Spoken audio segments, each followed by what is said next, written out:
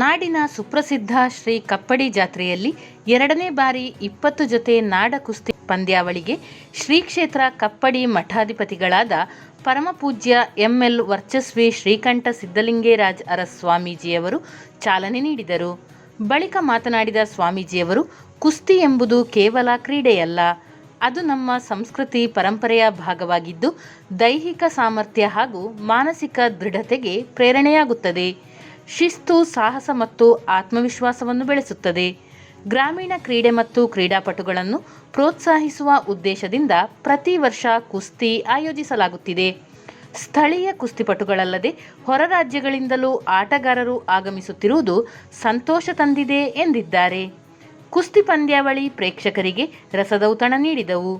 ಸಿಳ್ಳೆ ಚಪ್ಪಾಳೆಗಳ ಮೂಲಕ ಕುಸ್ತಿಪಟುಗಳಿಗೆ ಪ್ರೋತ್ಸಾಹ ದೊರೆಯಿತು.